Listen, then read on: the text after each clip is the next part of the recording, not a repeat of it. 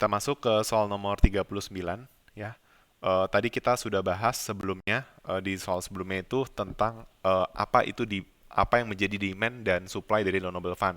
Yang menjadi demand dari loanable fund adalah investment dan yang menjadi supply dari loanable fund adalah si saving ya. Pasokan dananya dari saving. Nah, sekarang ditanya apa yang terjadi jika ada dua peristiwa ya. Pertama, pemerintah meningkatkan investment tax credit dan yang selanjutnya menurunkan pajak dari si saving secara bersamaan. Oke. Reduce tax on the return to saving at the same time. Nah, berarti yang terjadi adalah peristiwa pertama ya peristiwa investment tax credit dulu nih. Ya, kita analisisnya satu persatu ya. Investment tax creditnya bakal meningkatkan loanable fund ya, karena kan investasinya meningkat. Maka loanable fund bakal meningkat dan selanjutnya dia akan menyebabkan si suku bunga itu bakal meningkat ya.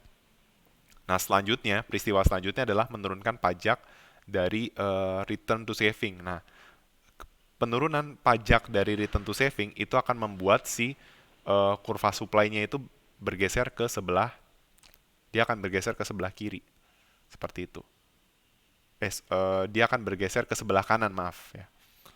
Nah, maka kita nggak tahu nih ya, yang jelas loanable fund-nya pasti meningkat ya. Quantity of loanable fund-nya pasti meningkat ya. Karena kan penurunan pajak dari saving itu akan mendorong orang untuk saving lebih banyak ya. Ketika saving lebih banyak, maka kan saving itu diwakili dari supply loanable fund. Nah, ketika savingnya meningkat, berarti supply of loanable fund bergeser ke kanan kan. Nah, yang udah pasti adalah si loanable fund-nya pasti meningkat. Karena logikanya gini, peristiwa pertama menyebabkan loanable fund meningkat. Peristiwa kedua menyebabkan loanable fund meningkat. Nah, berarti secara total efek loanable fund bakal meningkat. Nah, itu nggak usah diperdebatkan lagi. Nah, tapi yang perlu diperdebatkan adalah masalah real interest rate-nya. Ya, peristiwa pertama itu menyebabkan real interest rate naik. Peristiwa kedua menyebabkan real interest rate turun. Nah, karena yang satu naik, satu turun, maka kita bisa sebut impact terhadap real interest rate-nya itu tidak dapat ditentukan. Karena kita nggak tahu mana yang lebih kuat pengaruhnya. Apakah pengaruh dari investment tax credits atau reduced tax on the return. Kalau keduanya pengaruhnya sama kuat terhadap suku bunga, maka pasti bisa dipastikan real interest rate itu nggak berubah. Ya, bisa jadi dari 5 ke 6, habis itu kan naik 1 ya. Habis itu dari 6 turun ke 5, turun 1. Nah, itu berarti sama kuatnya tuh pengaruh investment tax credit dengan reduces tax on the return to saving. Itu berarti real interest rate-nya bakal nggak berubah.